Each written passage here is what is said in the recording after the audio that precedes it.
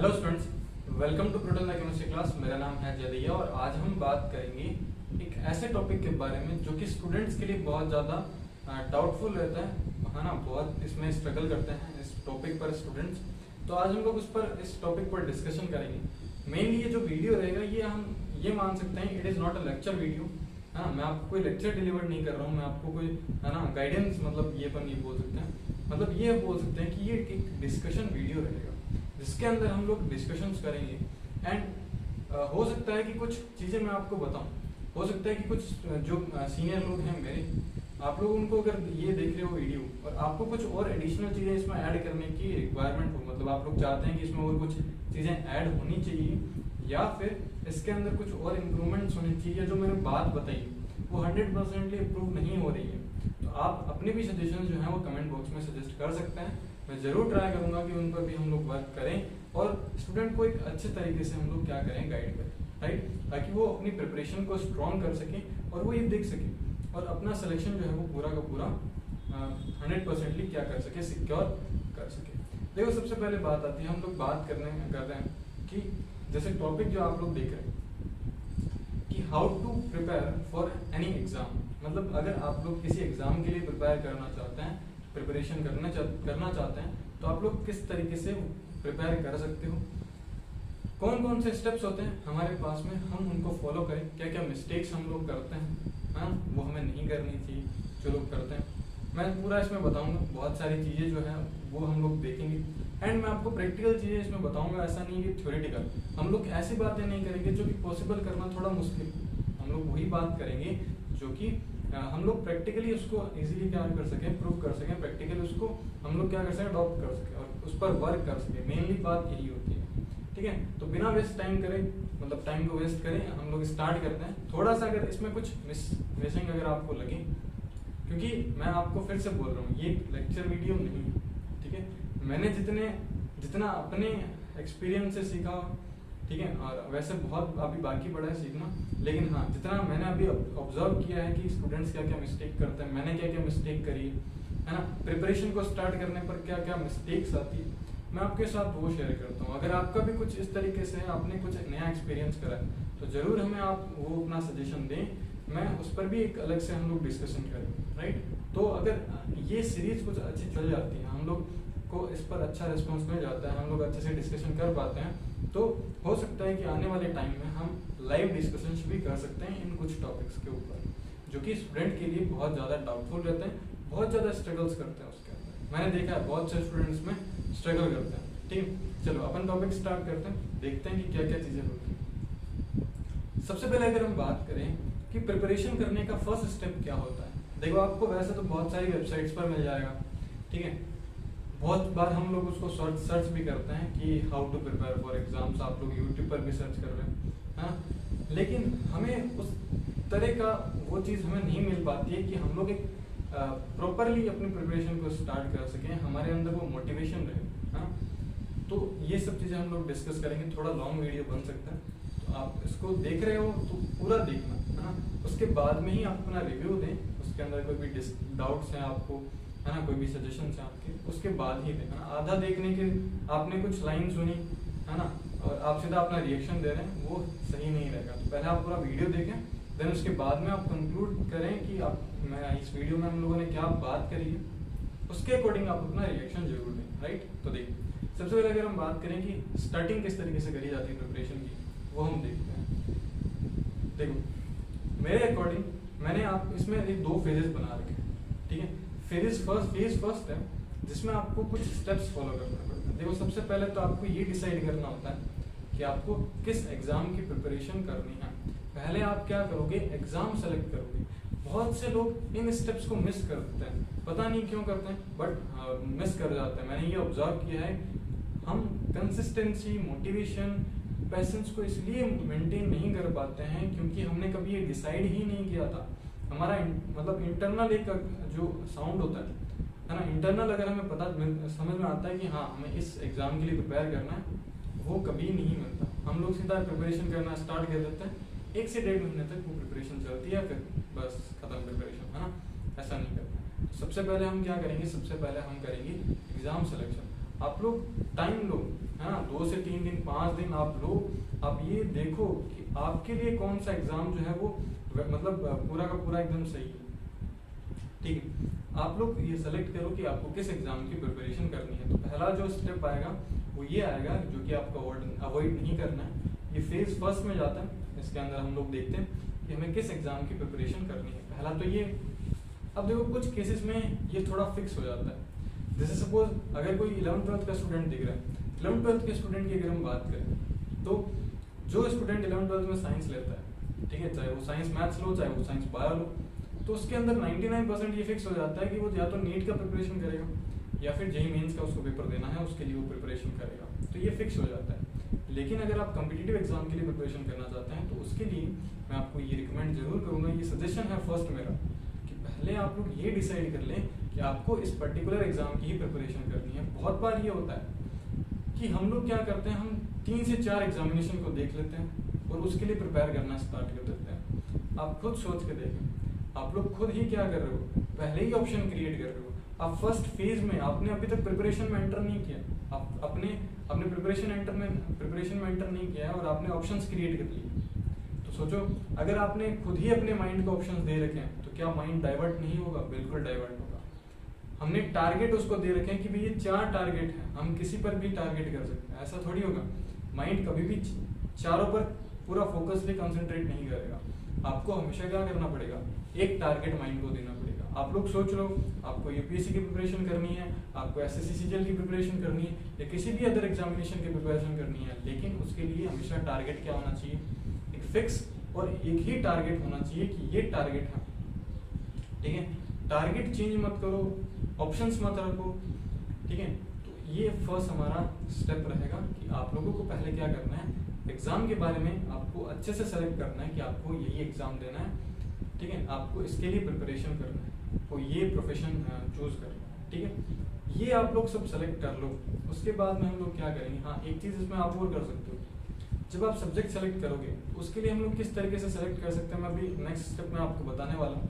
But एक चीज और कर सकते हो, जब भी आप सेलेक्ट करो तो आपका हमेशा एक फिक्स रहना चाहिए कि हाँ यही एग्जाम को हम लोग सेलेक्ट करेंगे, इसके लिए प्रिपरेशन कर लेंगे। उसके साथ आप ये काम कर सकते हो, उससे रिलेटेड जो एग्जामिनेशन है उनकी इन्फॉर्मेशन जरूर कलेक्ट कर सकते हो, लेकिन उनको ऑप्शंस में क्रिएट नहीं करना है।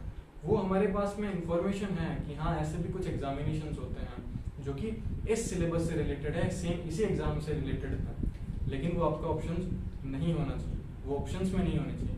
आपका सिर्फ एक ही ऑप्शन होना चाहिए कि यही है, इसके अलावा कोई दूसरे नहीं। ठीक है, अब हम बात करते हैं जब एग्जाम सेलेक्ट हो जाता है उसके बाद जो सेकंड स्टेप आता है वो क्या आता है। देखिए, एग्जाम सेलेक्ट होने के बाद में हमारे पास में जो सेकंड स्टेप आता है वो ये होता है, जब आपके पास में एग्जाम पता चल जाता है, सपोज आपको कोई एग्जाम देना है, यूपीएससी का एग्जाम ले लेते हैं, एसएससी का एग्जाम्पल ले लेते हैं, तो क्या करूँ, बहुत से स्टूडेंट इसको भी मिस करते हैं। हाँ 90% अपन बोल सकते हैं, 80 to 90% स्टूडेंट ये मिस्टेक करते हैं जो आपको नहीं करनी।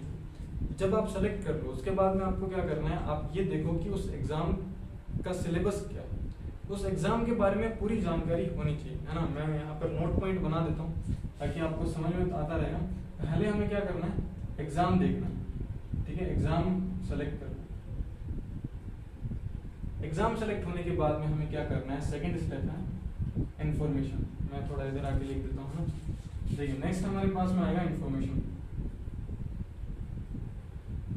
Information about exam.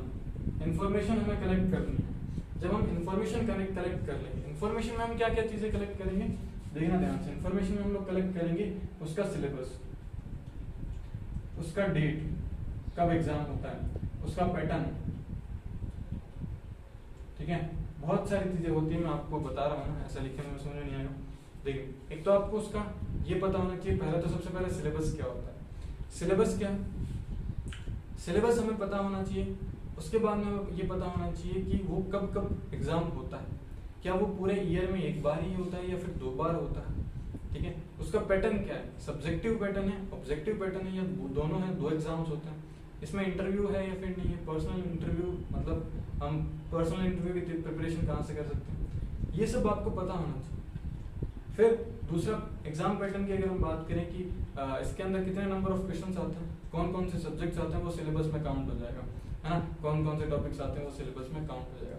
दूसरा, अगर ये कॉम्पिटिटिव एग्जाम है तो इसकी वैकेंसी कितनी निकलती है, ठीक है, ये भी हमें पता होना चाहिए। बहुत से टीचर्स ये बोलते हैं कि हमें वैकेंसी का कोई मतलब नहीं है, बट मेरे अकॉर्डिंग ये चीज़ नहीं है कि हमें एटलीस्ट पता होना चाहिए कि वैकेंसी कितनी है ना। मोटिवेशन के लिए हम बोल सकते हैं, देखो सीधी सी बात है कि हमें तो एक सीट से मतलब होता है, भले एक सीट का एग्जाम होता है तो हमें देना होता है, बट ये मेरे अकॉर्डिंग ये सही नहीं रहता। हमें एटलीस्ट ये पता होना चाहिए कि वैकेंसी कितनी निकलती है, प्लस कितने कैंडिडेट इसमें पार्टिसिपेट करते हैं, प्रीवियस जो रिजल्ट है वो क्या क्या रिजल्ट आए, क्या कट ऑफ रही है इस पेपर की, कितना सिलेक्शन होता है, कितने लोगों का इसमें सिलेक्शन रहता है, एंड रिजर्वेशन कितना मिलता है इस एग्जाम में। सबसे बड़ी बात कि आप अगर जनरल कैटेगरी के हैं तो आपको उस हिसाब से प्रिपरेशन करनी है, आप ओबीसी कैटेगरी के हैं। देखो एक चीज़ होती है कि हाँ मोटिवेशन जरूरी होता है, मैं आपको नेक्स्ट बताऊंगा कुछ चीज़ें जो कि मोटिवेशन से रिलेटेड होगी, मैं उसमें आपको एकदम अच्छे से क्लियर करूंगा, है ना, कि क्या चीज़ होती है। तो ये सारी चीज़ें आपको पता होनी चाहिए, कितना सिलेक्शन होता है, कितना कट ऑफ रहता है, ओबीसी की कट ऑफ कितनी जाती है, जनरल की कट ऑफ कितनी जाती है, एससी की कट ऑफ कितनी जाती है, ये सब आपको पता होना चाहिए। सोच के देखो, अगर इंटरव्यू का एग्जाम मतलब इंटरव्यू पूछा जाता है, उसके अंदर इंटरव्यू आता है उसके अंदर, एंड आपको उस एग्जाम के बारे में ही नॉलेज नहीं है, आप इंटरव्यू देने गए और आपसे इंटरव्यू ने यही पूछ लिया कि बताएं लास्ट 2 साल की ओबीसी की कट ऑफ कितनी थी, फिर हम क्या करेंगे, है ना। तो ये भी हमारा प्रिपरेशन का ही पार्ट होता है। इसको मैं क्या नाम देता हूँ, इसको मैं नाम देता हूँ प्री प्रिपरेशन। ये हमारे पास में है प्री प्रिपरेशन,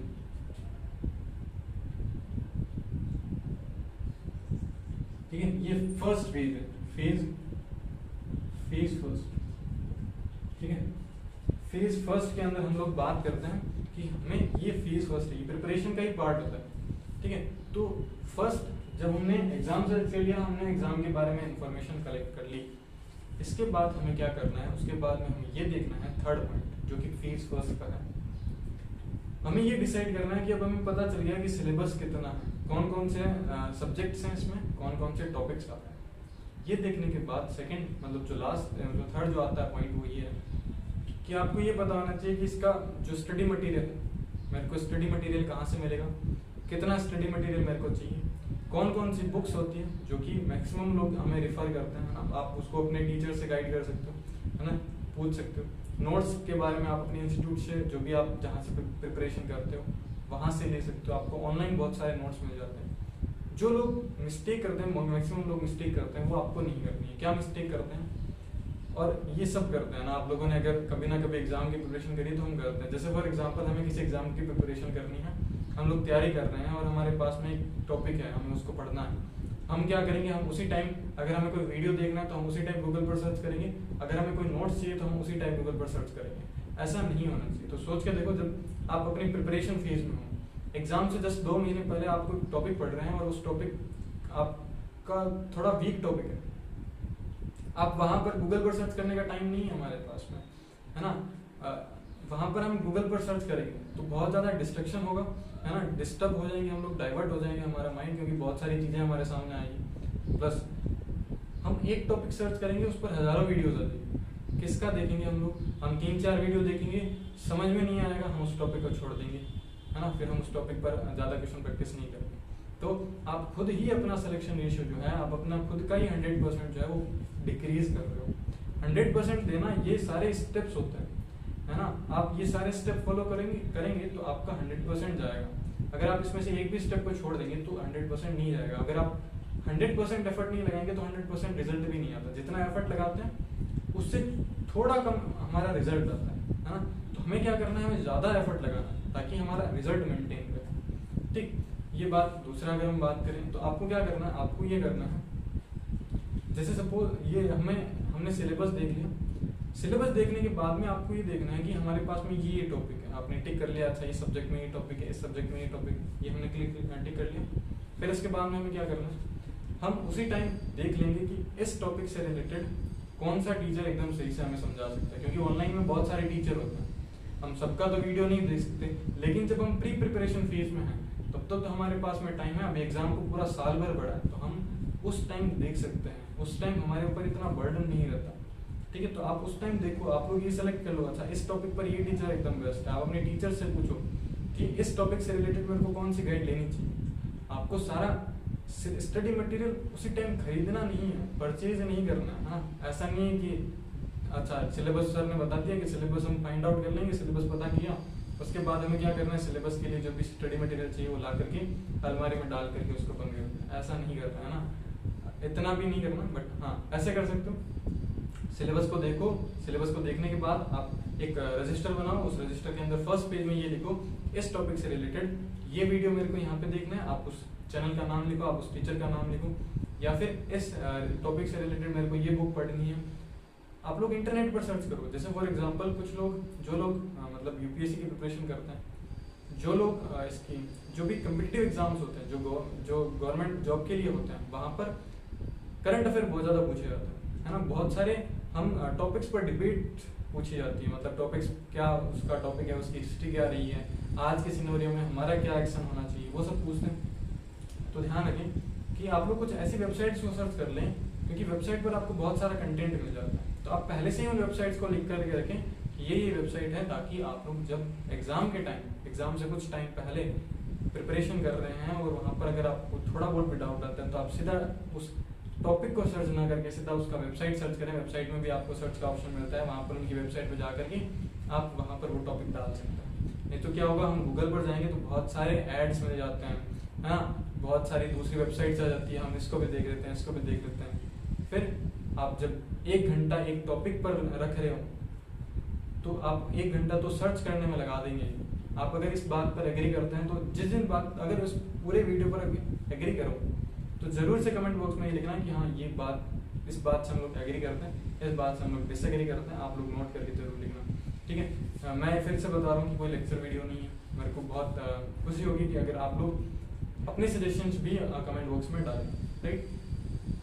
तो ये करना है कि आपको एक पेज लेना है, उस पेज के अंदर आप लोग जितने भी मेन टॉपिक्स हैं उनका टॉपिक्स का ये लिख लिया कि ये टॉपिक्स हमें यहाँ से पढ़ना है, ये टॉपिक्स हमें यहाँ से पढ़ना है, और बुक्स के नाम लिख लिए। जब आप वो टॉपिक पढ़ो तो उस टाइम हाथों हाथ अपन क्या कर सकते हैं, उन टॉपिक्स को देख सकते हैं। अगर कोई बुक्स है तो आप एक ही टाइम पर सारी बुक्स ना परचेज करो, आपके ऊपर बर्डन भी हो जाएगा पैसों को, ठीक है। और दूसरा, एक साथ में इतनी सारी बुक्स पढ़ तो नहीं सकते, इसीलिए जो जो टॉपिक्स हम पढ़ते हैं हम उसी की बुक्स परचेज करें, ये सबसे बेटर रहेगा। ना तो आपके ऊपर पैसों का बर्डन रहेगा, ना ही आपके ऊपर एक लोड रहेगा कि यार इतनी बुक्स पढ़ी है ना, इसको बंद पड़ेगा। तो जैसे सपोज आपको एक टॉपिक पढ़ना है, तो उस टॉपिक की आपने देख रखा था कि रजिस्टर में इस टॉपिक से रिलेटेड ये बुक है, अब आप इसको पढ़ने वाले हो। इस टॉपिक को पढ़ने से 7 दिन पहले आप उस बुक को परचेज कर लो।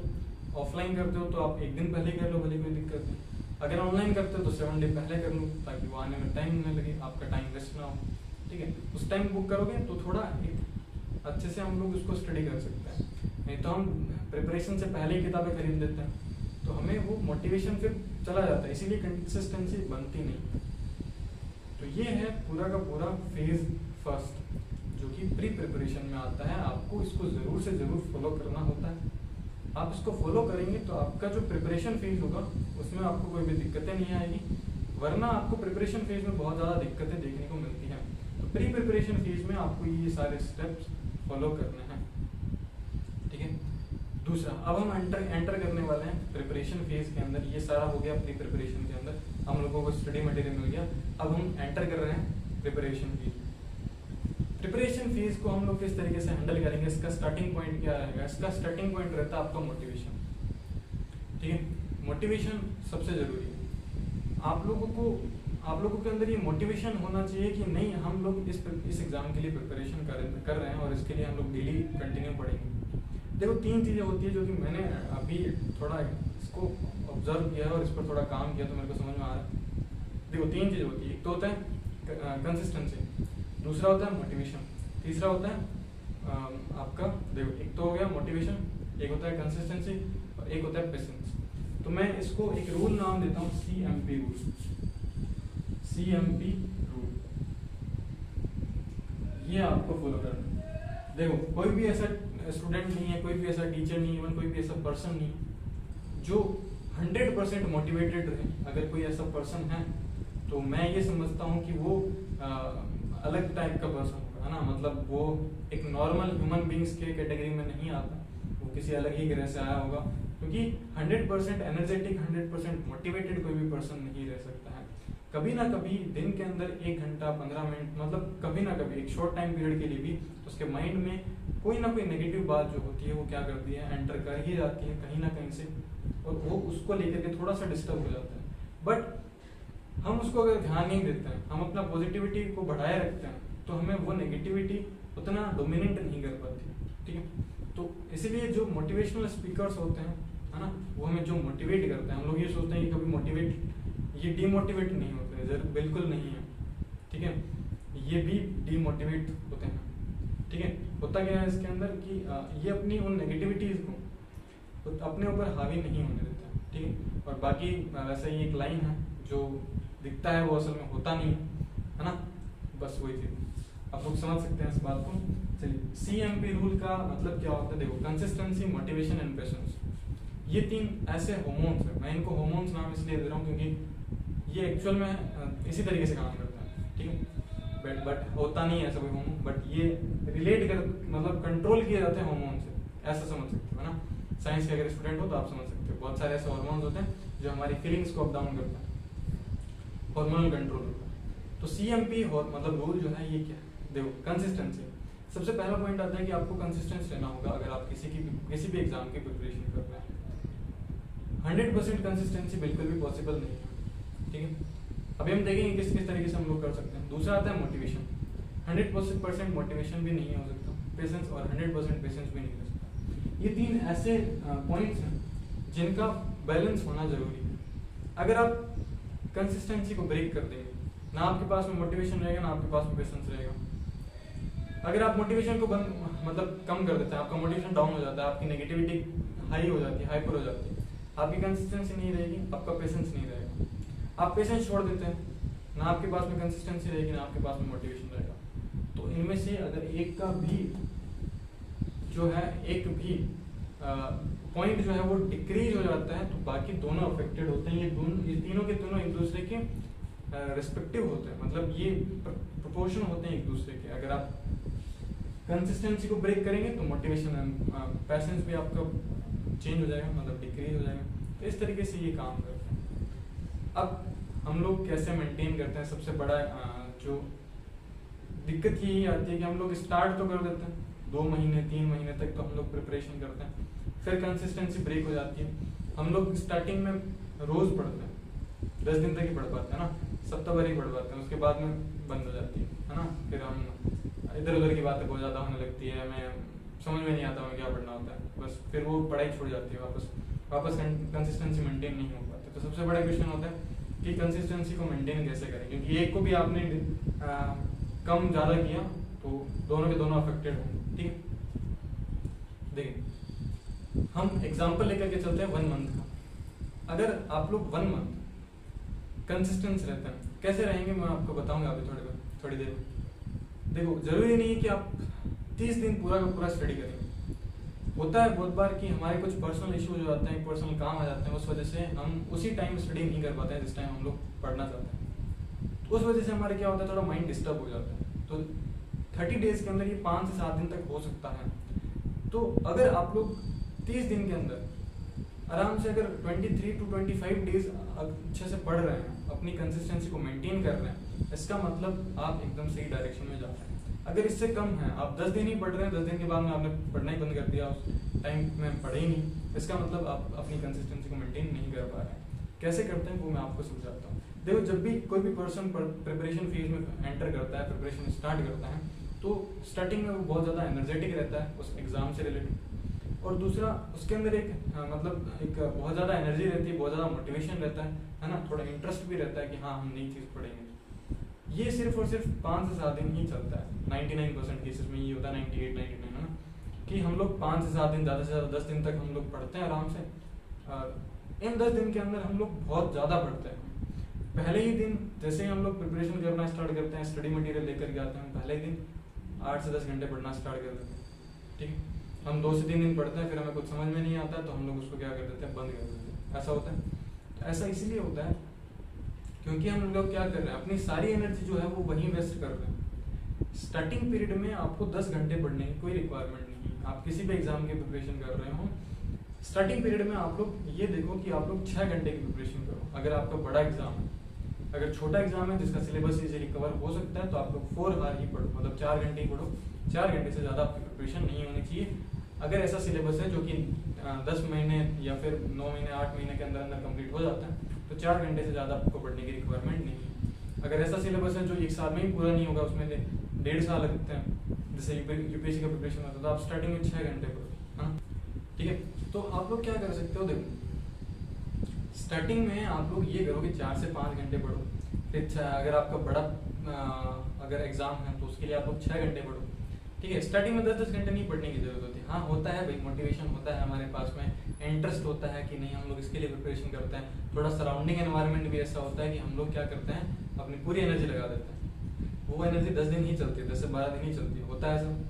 तो आपको क्या करना है, आपको स्टार्टिंग में 4 घंटे ही पढ़ना है। अगर छोटा सिलेबस है और बड़ा सिलेबस है तो 5 घंटे पढ़ना है। इससे ज़्यादा आपकी स्टडी नहीं होनी चाहिए। आपको अपनी उस एनर्जी को, उस पोटेंशियल को स्टोर करके रखना है जो कि आगे जाकर के काइनेटिक एनर्जी में कन्वर्ट हो सके। समझ रहे हो ना, काइनेटिक एनर्जी मतलब हम लोग साइंस में पढ़ते हैं।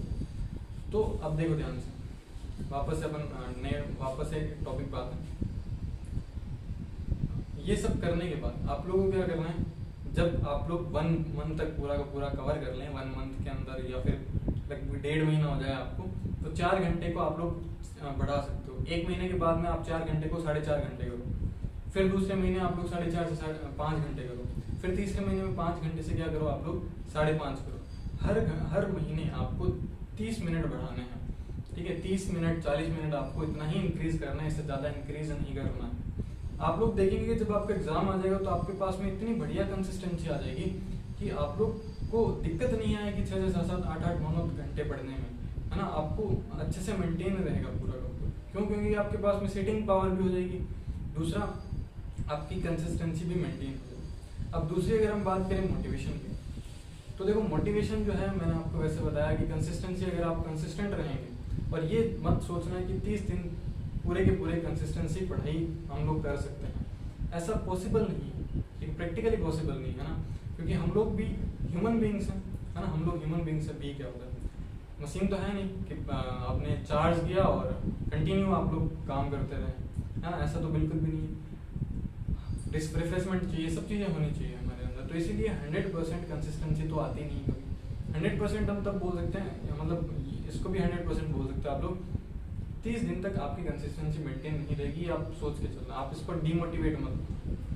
30 में अगर आप 23 दिन 25 दिन आराम से कंसिस्टेंटली कंटिन्यू पढ़ रहे हैं, इसका मतलब आपकी कंसिस्टेंसी एकदम बढ़िया है। क्योंकि कुछ पर्सनल इश्यूज हो जाते हैं, बहुत बार होता है हमारे पास में पर्सनल इश्यूज, ठीक है। लेकिन ऐसा नहीं है कि हम लोग फर्स्ट प्रायोरिटी रख लें, हाँ जब ज़्यादा ज़रूरत होती है तभी हम लोग वहाँ पर उस टाइम को यूज़ करेंगे, है ना, दूसरे काम के लिए। अदरवाइज हम लोग अपनी स्टडी करेंगे, ठीक है। एक चीज़ ये होनी चाहिए, मोटिवेशन आराम से आ जाएगा जब आपके पास में कंसिस्टेंसी रहेगी।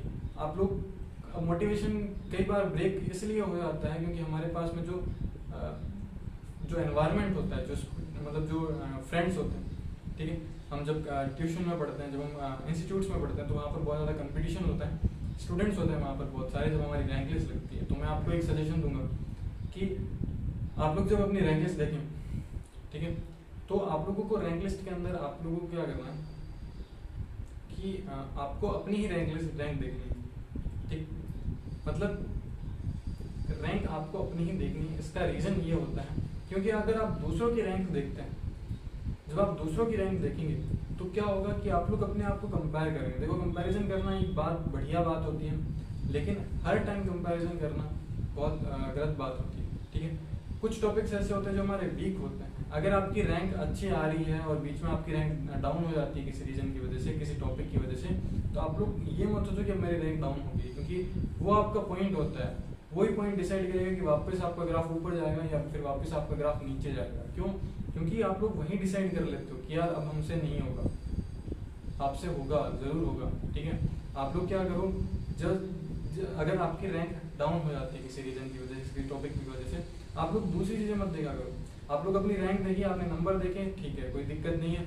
इस मतलब कि ये टॉपिक आपका कमज़ोर है, इसी वजह से आपके इतने कम मार्क्स आए। आप लोग उस पर फोकस करो और जो नेक्स्ट टेस्ट आने वाला है उसकी प्रिपरेशन करो। उसको लेकर के मत बैठो कि मेरा ये रैंक आ गया, मेरे इतने कम मार्क्स आ गए, मैं इतना नीचे आ गया, है ना, मेरी रैंक पहले बढ़िया आती थी। इसको लेकर के मत बैठो। एक दिन के लिए आप लोग उस पर वर्क करो, सोचो कि किस रीजन की वजह से इतनी रैंक कम आई है, ये आप लोग थोड़ा प्रैक्टिस करो। कहने के लिए तो ये थोड़ा आसान है, बट प्रैक्टिकल थोड़ा टफ लग सकता है। बट अगर हम एक बार प्रैक्टिस करेंगे, ये हमारी डेली लाइफ में आ गया, डेली रूटीन में आ गया, तो बिल्कुल भी मुश्किल नहीं है।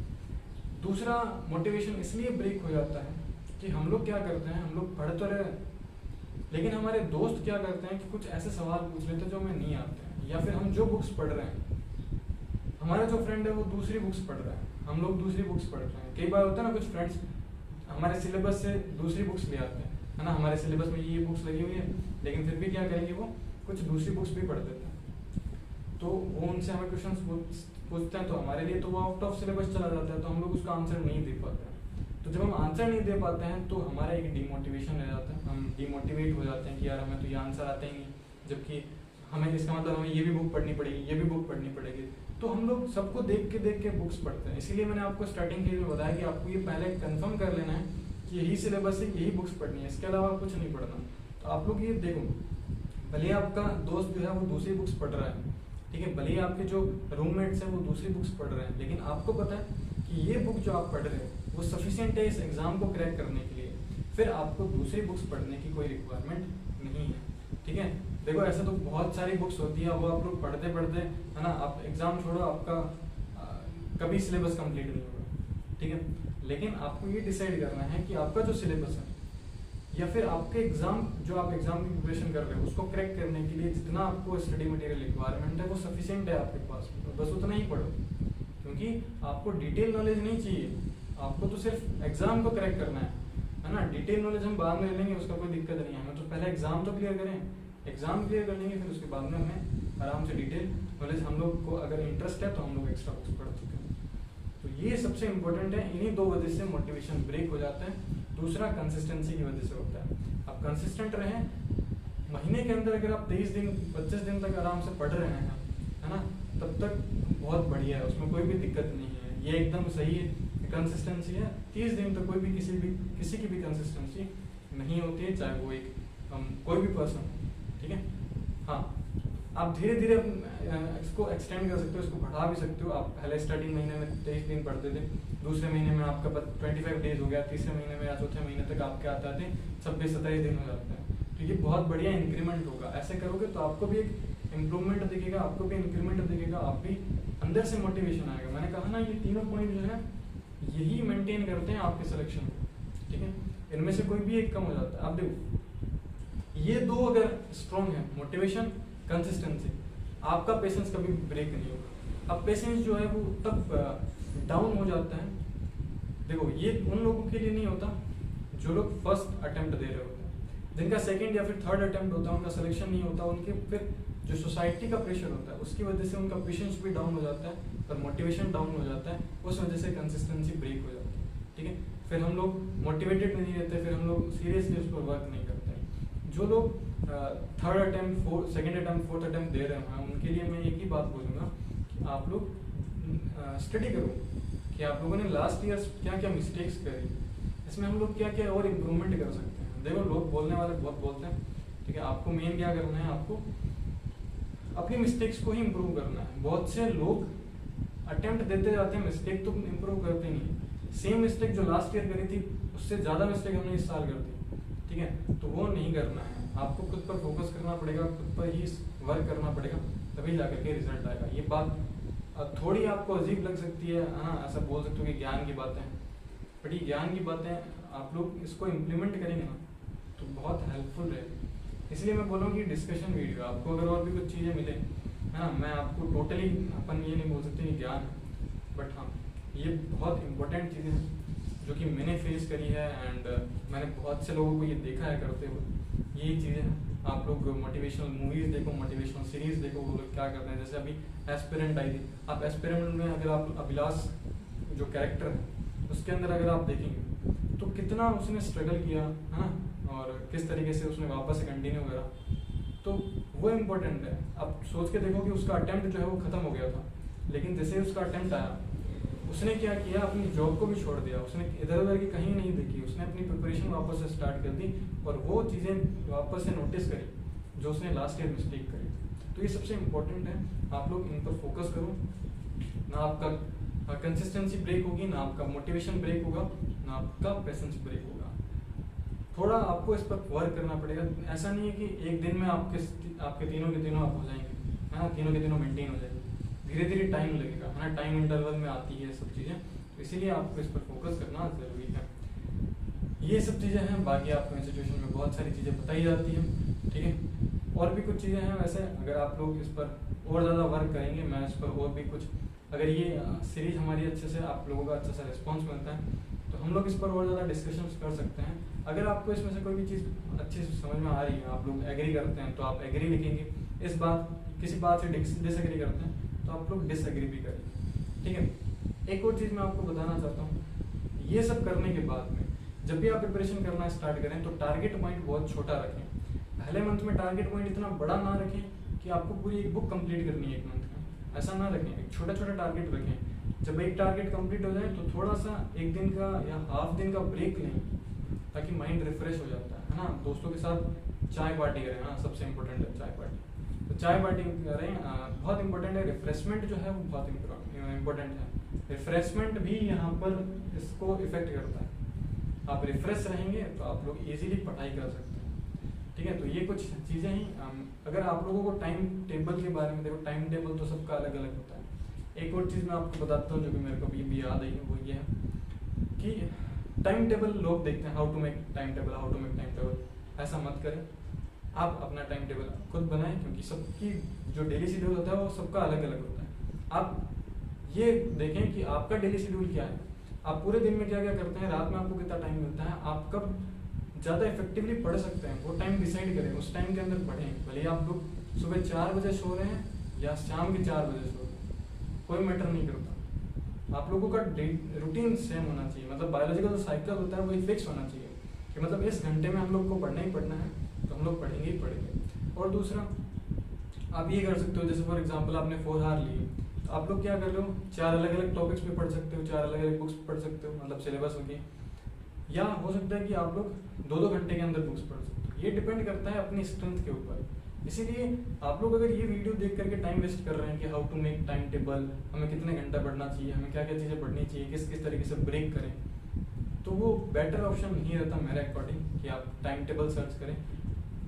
टाइम टेबल बनाना खुद ही सीखें ना, खुद का बनाएंगे टाइम टेबल, वो सबसे बेस्ट रहेगा। टाइम टेबल पर इम्प्लीमेंट कैसे करें, आप लोग टाइम टेबल पर इम्प्लीमेंट कर सकते हैं कि धीरे धीरे मेंटेन करें। हम पहले ही 10 घंटे का टाइम टेबल बना लेते हैं तो दूसरे घंटे आप देखो, सोचो आपको पहले की प्रिपरेशन ही नहीं थी ना, आपका था ही नहीं इतना बॉडी लैंग्वेज में कि 10 घंटे एक जगह बैठ करके पढ़ सकें। क्या दूसरे दिन आपको थकान नहीं आएगी? बहुत ज़्यादा थकान आएगी, आपकी बॉडी बहुत ज़्यादा बहुत कम वर्क करना स्टार्ट कर देगी। फिर धीरे धीरे उसके अंदर बहुत ज़्यादा आपको चीज़ें जो है वो आपको थकान आएगी, आपको बहुत ज़्यादा नींद आएगी, क्योंकि आपकी नींद की इतनी सारी प्रैक्टिस थी, है ना। आप पहले 10 घंटे सो रहे थे, अब आप 10 घंटे पढ़ रहे हैं, एग्जैक्ट चेंज हो गया ना मामला।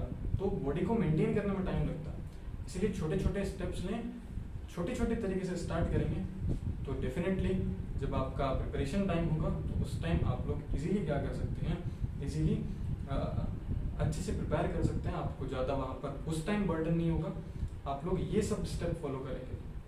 मेन बात आती है कि उस टाइम बर्डन नहीं होना चाहिए। उस टाइम जब जिस स्टूडेंट पर बर्डन होता है उसका सिलेक्शन कभी नहीं होता। एग्जाम टाइम में बर्डन होगा तो सिलेक्शन चांसेस डिक्रीज हो जाते हैं। एग्जाम टाइम में आप पूरा रिलैक्स रहो कि हाँ हमने एग्जाम में सिलेबस पूरा कंप्लीट कर लिया, अब हमें इस तरीके से रिवाइज करना। आपकी कंसिस्टेंसी भी बनी रही थी पूरे साल, मोटिवेशन भी था, अब कंसिस्टेंसी है, आप लोगों ने पूरा अच्छे से कर लिया, आप धीरे धीरे अपना टाइम पीरियड बढ़ा रहे थे, तो आपको उस टाइम पढ़ने में कोई भी दिक्कत नहीं आएगी। क्योंकि कम्पिटिटिव एग्जाम में आप कॉलेज एग्जाम की तरह प्रिपरेशन नहीं कर सकते। कॉलेज एग्जाम में तो हम लोग क्या करते हैं, हम लोग 10-12 दिन एग्जाम से पहले रोज रात को पढ़ लेते हैं, क्योंकि हमें वो उतने दिन के लिए पढ़ना होता है ना, उतने में हमारा सिलेबस हो जाता है। हमें कोई जॉब नहीं निकालनी होती है उसके, हमें तो मार्कशीट चाहिए बस, मार्क्स में अच्छे मार्क्स, मतलब मार्कशीट में अच्छे मार्क्स दिखने चाहिए बस। तो उसके लिए हम लोग क्या करते हैं, 10 से 12 दिन तक इतना कर सकते हैं। लेकिन क्या पूरे साल हम लोग ऐसा कर सकते हैं?